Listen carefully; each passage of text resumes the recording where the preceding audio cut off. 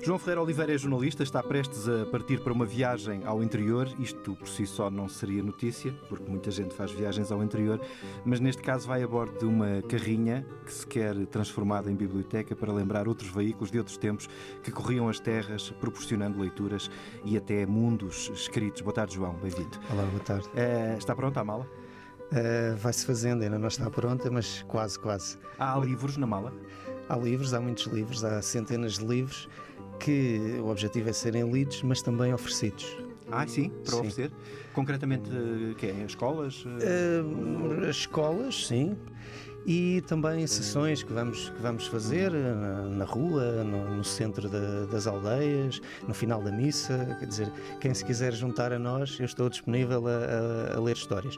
E vamos ler e no final, lá está, vou oferecer alguns livros, dezenas de livros por viagem. São 4 viagens, o objetivo é oferecer dezenas deles em cada viagem e regressar com a carrinha vazia. Aldeias de Xisto? Aldeias de Xisto, Trás-os-Montes, que é a Rota da Terra Fria, e depois Algarve Interior e Alentejo Interior.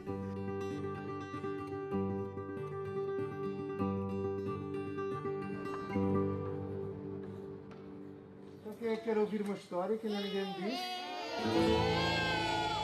Vocês primeiros.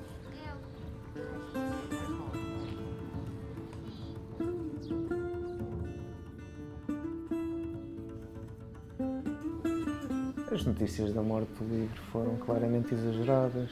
O livro é duro, é resistente, é resiliente. Agora, é preciso que o acesso esteja facilitado.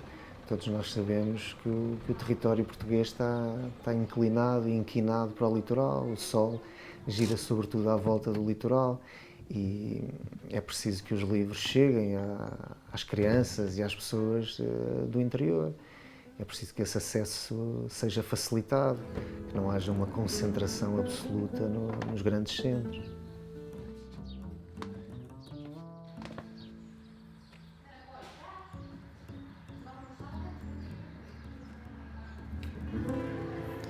Olá, bom dia. Bom dia. Estão bons? Quem adivinha de onde é que eu vim? De que sítio é que eu vim? Janeiro de baixo. Janeiro de Baixo? Não. E tu, de onde é que achas que eu vim? Onde é que eu moro? Ninguém quer adivinhar? Diz. Lisboa. É um sítio muito distante chamado Lisboa. Não é nada, pois não. Mas as pessoas de Lisboa, muitas delas pensam que o interior é um sítio muito longe, muito longe, muito longe e é preciso muitas horas lá chegar. Mas não é, pois não. Não é? Claro que não. Eu vim aqui contar-vos uma história. Quem é que querem ouvir uma história? Todos? Eles dão valor a tudo, de outra forma. E os livros, para eles, este grupo, pelo menos este grupo em específico, eles gostam muito. É muito fácil. Sempre que se lhe pergunta se querem ler um livro, se querem ouvir uma história, eles dizem logo que sim. Gostam muito. Nós temos, inclusive, uma caixa que vem da Biblioteca Municipal de Eugênio de Andrade. E eu fazia com eles as mochilas vai e vem. Portanto, eles levavam os livros para casa e depois os pais trabalhavam o livro lá em casa e voltavam a trazer para a escola. Tínhamos essa atividade. Este ano não podemos, por causa da pandemia, por causa da desinfecção dos livros e assim, mas continua a vir o baú, tem sempre histórias novas, ou então vou buscar também à biblioteca. E eles gostam muito. Quem vive neste lugar? Quem vem me visitar? A Mosca Fosca. Faço uma festa para inaugurar este que é o meu novo lar. E tu quem és? Sou o Escaravelho Carquelho, aquele que tem o nariz vermelho. Que bom cheiro. Posso entrar? Claro que sim. És o primeiro a... E a escola? Muito bem. Você volta ao contrário? Sim. Atravessa à esquerda. Ali, à esquerda. Obrigado.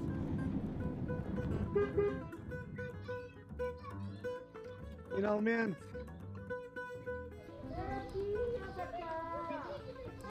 Olha o livrinho. Ai, estás todo chamata. Porquê é que tu gostas tanto de histórias? Diz lá. Porque fazem-me sentir diferente, feliz, alegre e é divertido ouvir. Dá ideias. Eu gosto de histórias de aventuras. Eu gosto de histórias do Capuchinho Vermelho, mas também gosto de outras. Aquelas que têm mais desenhos e pouca leitura. Eu gosto de ler, mas às vezes são muito grandes. Gosto de ler histórias que são pequenas. Livros do Urso Amarelo, os de desenhar do Mickey, livros. Temos muitos. Muitos. A minha mãe antes comprava bem de livros para nós, agora para de comprar. Nós já temos muitos ainda no Os livros de aprender a ler e os livros normais. Muitas camisolas, muitas calças e muitos sapatos. O que eu preciso é só de sapatos.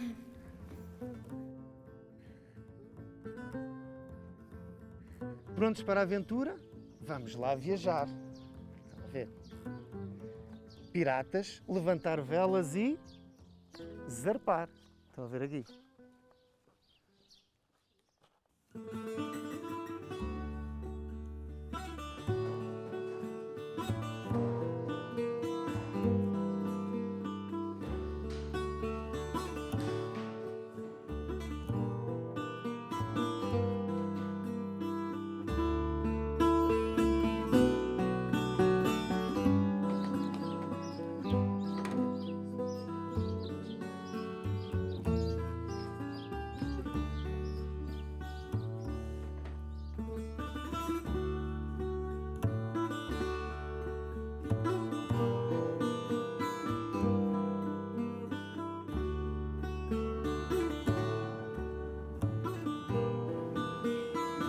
Isto é suposto ser um projeto, uma ideia solidária, mas não solitária,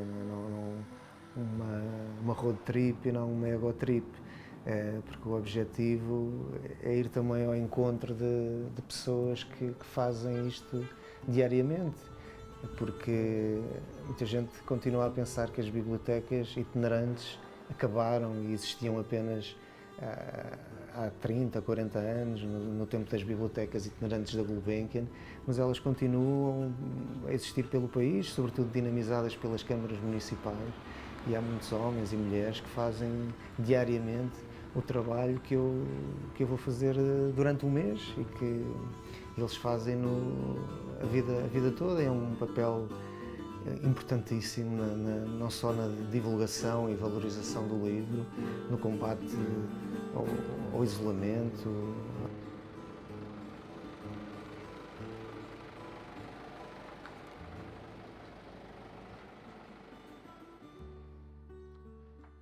Eu não sou daqui, da aldeia da Figueira, mas quando vim viver para cá, tomei conhecimento do projeto do Nuno, achei muito interessante. Aliás, achei que era uma raridade, porque pensava que as bibliotecas móveis tinham se extinguido com a Gulbenkian. E começamos por conversar, muito provavelmente até no Facebook, algumas curiosidades, alguns livros que eu gostava de ter acesso, e em conversa surgiu a provocação, tipo, mas estás a ir a todas as aldeias, porque é que não vens à Figueira? E ele dizia, não consigo ir a todas, se eu tiver aí gente que queira consumir, vou, estou cá eu. Pronto, basta-me uma. E isso foi muito giro perceber, porque de facto em muitas aldeias às vezes é mesmo isso, é só uma pessoa, que de repente passam a ser mais, e há uma espera quase de 15 em 15 dias para que o Nuno apareça e traga novidades.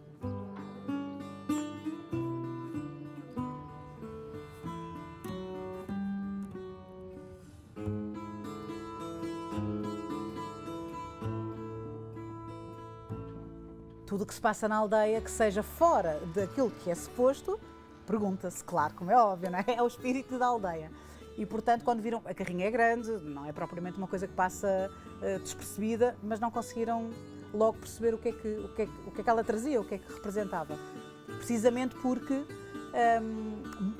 elas estão habituadas, as pessoas da aldeia, a que venham carrinhas, mas de serviços. A venda do pão, a venda da mercearia, o peixeiro, enfim. E, portanto, esta não era nem uma coisa nem outra. O que é que era isto?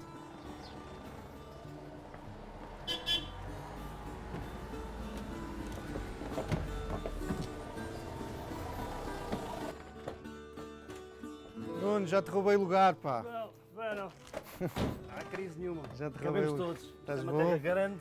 Olha, até Trouxe... também, mas é grande no coração. Acolhe todos. Até trouxe uma mesinha lá, e tudo. Tu estás isto. Ah. Isto é realmente um sítio de bem receber. Então. Pá, não é como a tua. Não. Não tem tantos livros, não tem a mesma Mas parafernália. acredito que tenha a mesma vontade, vá. Sim. E isso é o mais importante. Tu costumas apitar, não? É assim, tem aldeias. Há aldeias em que como eu vou especificamente à casa Os primeiros quilómetros são sempre muito impactantes e para mim marcaram-me não só pessoalmente, mas principalmente profissionalmente, porque transformaram radicalmente a ideia que eu tinha do que era uma biblioteca, do que podia ser uma biblioteca. Eu acreditava que a biblioteca é um espaço de promoção do livro da leitura. Tinha muito essa noção básica, mas ao longo destes 15 anos essa ideia transformou-se radicalmente. Eu acho que a biblioteca é muito mais do que isso, tem que ser muito mais do que isso e para sobreviver vai ter que ser muito mais do que isso. Tem que ser um espaço realmente um espaço de liberdade, de fraternidade, de igualdade de acesso à informação. Num tempo em que realmente a informação é tão maltratada, acho que as bibliotecas podem jogar um papel fundamental num sítio onde as pessoas têm que ter essa confiança, onde vão encontrar lá informação e conhecimento que é fidedigno, que é verificado e que é controlado. Está lá, Joana. Tudo bem ou não? Há quanto tempo? Vá, agora desculpem lá. Pois, exatamente, é isso. Já há muito menos isso, não é? Estás bom? Eu estou bem, tu também já estás. Estou um bocado inchada. Estás Um bem? bocado inchada, estou ótima. Estás ótima, estás Vamos ter aí mais um utilizador da Bibliomoda. Já sabe Eu o brinco que é. muitas vezes com o Nuno e digo que ele não é o bibliotecário, é o padre, é o psicólogo, é, sei lá. Eu acho que ele só não vai à farmácia buscar medicamentos ainda. Cheira-me que é só ainda. Já vai, se calhar já vai.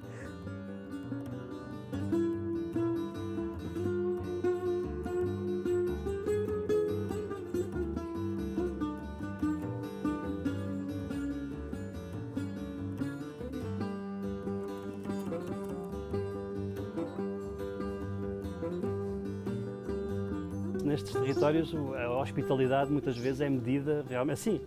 Abrir-nos a porta da sua casa, abrir a porta da sua adega, a hospitalidade é medida com um copo de vinho, uma côdea de pão, uma azeitona, um pedaço de presunto, um pedaço de queijo. Temos que saber dizer que não e também temos que saber dizer que sim, porque não podemos dizer que não sempre às mesmas pessoas. Porque as pessoas começam a questionar se o problema é elas, são elas. E não, há uma ginástica muito grande e ao longo destes 15 anos aprendi a fazer essa ginástica. Umas vezes com mais sucesso do que outras, mas sim, tenho mesmo que fazer essa ginástica. Há o truque da doença, há o truque da pressa, há o truque de não estar bem, de estar mal disposto. Sim, há muitos truques. Há o truque do antibiótico que resulta muito bem. Mas o antibiótico chega a uma certa altura que as pessoas começam a questionar: mas oh Nuno, você está sempre doente. Sim, é verdade, mas tem que ser, temos que fazer esse esforço. Porque a nossa sobrevivência também depende disso, porque ainda por cima, quando há esses convites, invariavelmente esses convites nunca é para beber nunca é para beber só um, temos que beber um, dois, e depois muitas vezes temos que ir, se tiverem 4, 5 pessoas, temos que depois sair desta, temos que ir à casa do outro, porque eles depois levam ao mal porque fomos a esta, não fomos ao outro.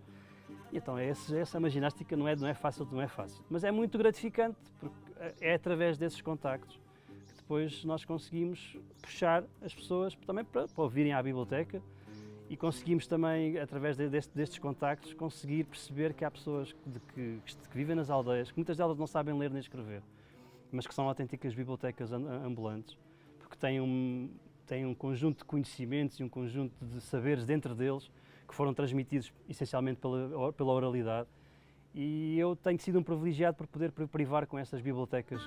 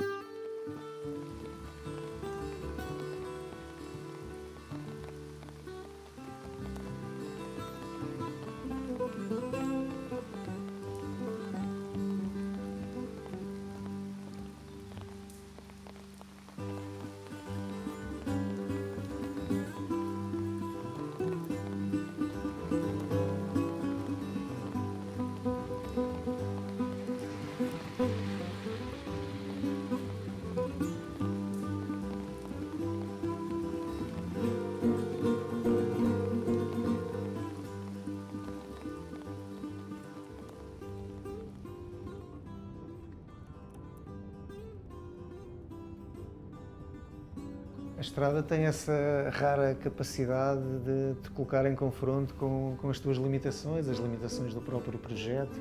Uma coisa é aquilo que tu idealizas, não é? Que tu romantizas. A carrinha, por exemplo, tu transformas a carrinha, colocas umas prateleiras, acreditas que elas estão a aguentar durante toda a viagem, ao segundo dia a casa vem abaixo e tens que lidar com isso. Não podes deixar que isso se transforme em frustração. Baixo por aí, este por aí. Arranjar alguns livros que segurassem. Este pode segurar, vai fazer força e vai partir. Sim, mas a questão é que tinha que haver uns livros, mais ou menos à altura destes, que encaixassem aqui.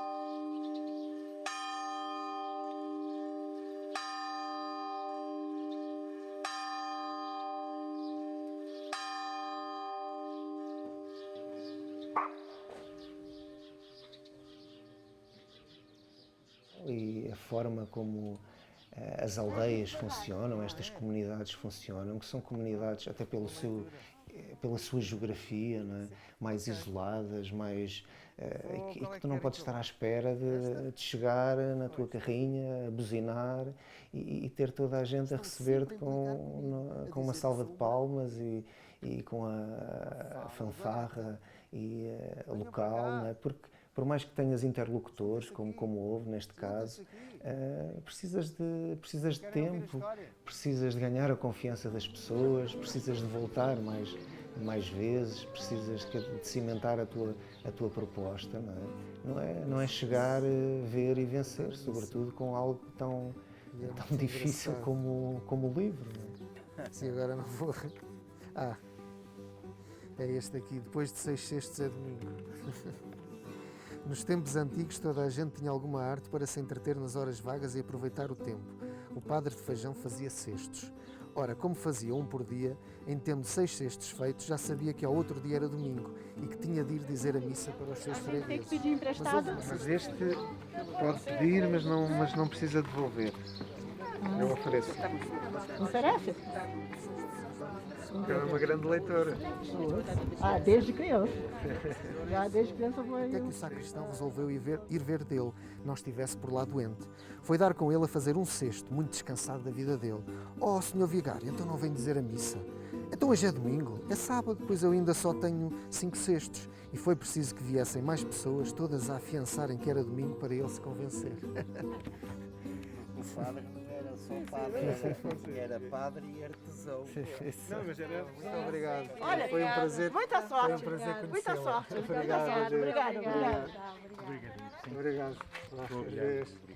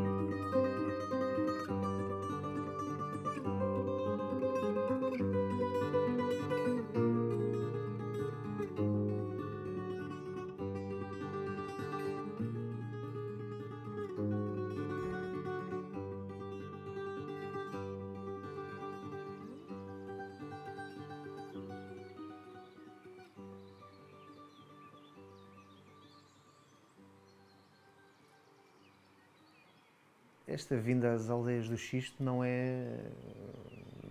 acontece por acaso. Estas aldeias têm características muito comuns a outras aldeias portuguesas do interior, baixa densidade populacional, o isolamento, população envelhecida, mas também têm características muito próprias, sobretudo na relação com o turismo.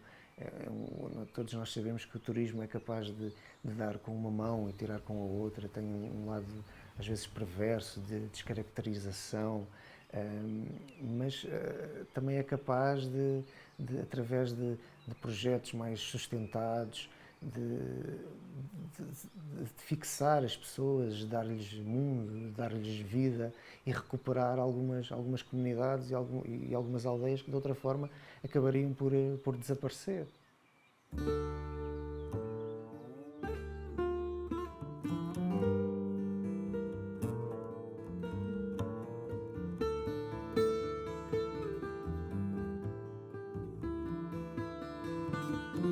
Eu sempre gostei muito de ler, portanto a literatura sempre fez parte de mim e houve uma altura que descobri os livros de Miguel Torga na Alemanha, que tem excelentes traduções, que agora posso dizer isso, que são excelentes traduções. Na altura eu adorei os livros porque estavam muito a falar comigo e especialmente eu estava a ler a Vindima e eu lembro-me daquele ambiente que descreveu entre as mulheres.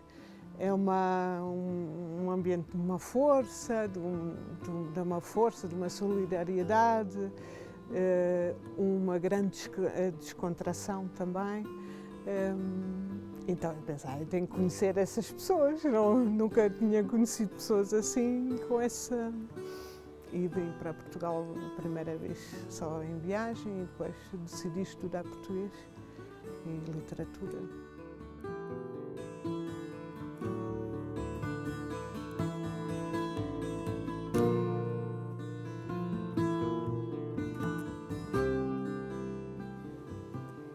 Este sítio é fabuloso, já na altura era fabuloso, era uma aldeia abandonada, mas tinha a presença, eu sentia a presença dos antigos, e ainda conhecemos uma geração que agora já não está connosco, que já não viviam aqui, mas viviam aqui na Lausanne, que ainda contaram muitas histórias.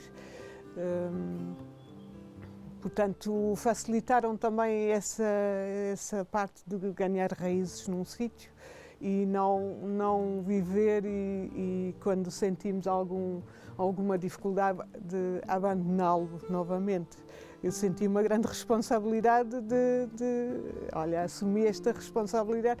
Foi quase o meu primeiro filho.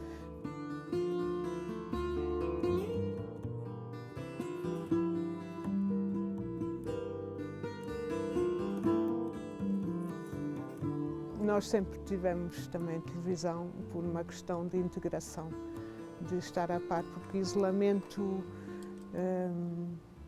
acho que um bocadinho de isolamento é saudável, mas muito isolamento não é bom. Ainda por cima, quando educamos filhos para a sociedade, para os inserir numa sociedade, porque eles depois têm que fazer as opções deles, não podem estar condicionados, acho eu, pelas nossas opções.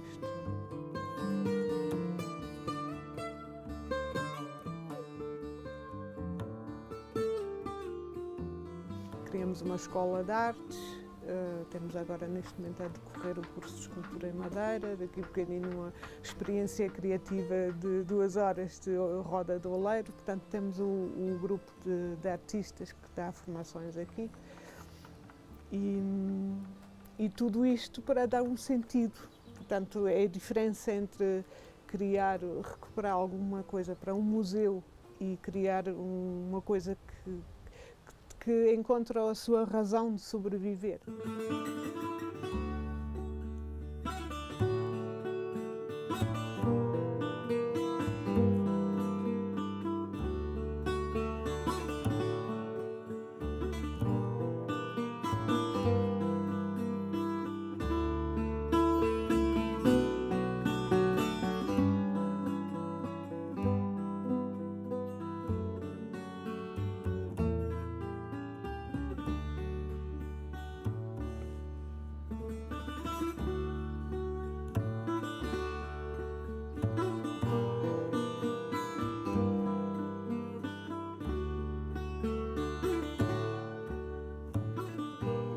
E olha, e em casa, gostas de ler histórias?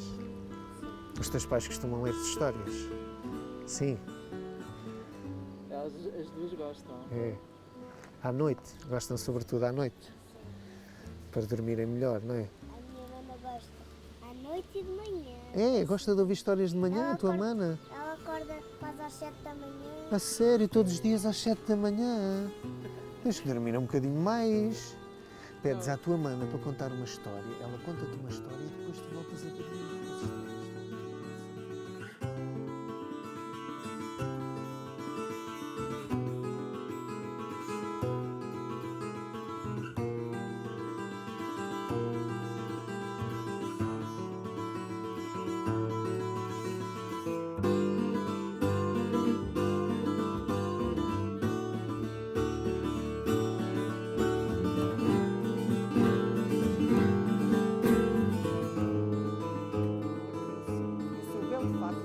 Completamente novo. Que traquinas este Lupi! E olhem agora que está quase a acabar. No sábado, o que é que aconteceu no sábado? No sábado o Lupi divertiu-se muito no casamento da tia. Como o fato estava estragado, levou o seu traje mais bonito, o de super-herói. E para contemplar a fabulosa indumentária, nada melhor do que as luvas da noiva. O Super Lupi fingiu que ia levantar voo e caiu em cima de um grande bolo. Nham, o creme é delicioso, disse o Lupi. Que traquinas este Lupi. Olhem aqui. Estão a ver o Lupi? É grande, não é? Vitória é Vitória. Acabou-se a história. E olhem, a cama dele ele fica com os pés de fora, já viram? Olhem, ele vai dormir. Ele é muito alto, este Lupi, e fica com os pés de fora. Vamos pôr os pés para dentro? Ah, não dá.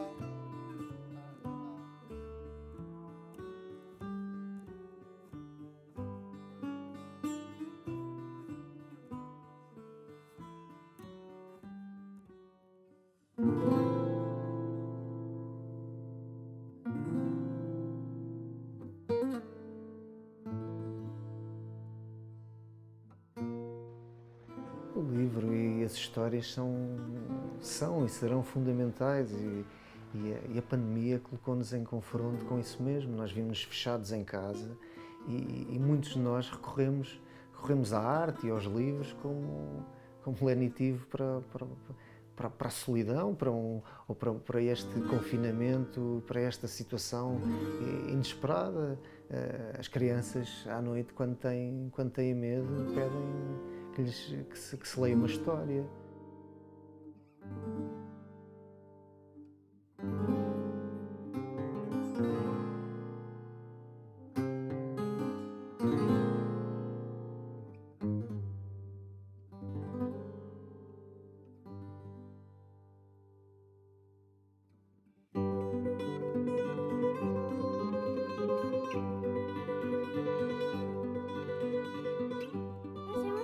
Podes tirar umas coisinhas? Já estás farta disso? Eu também. Queres que a gente tire? Vamos tirar? Muito fofinho. Conta uma história aí ao microfone. Inventa lá uma história. Bem, eu às vezes invento histórias. Era uma vez uma menina chamada Cláudia. Um dia ela encontrou uma pedra de ouro. Quando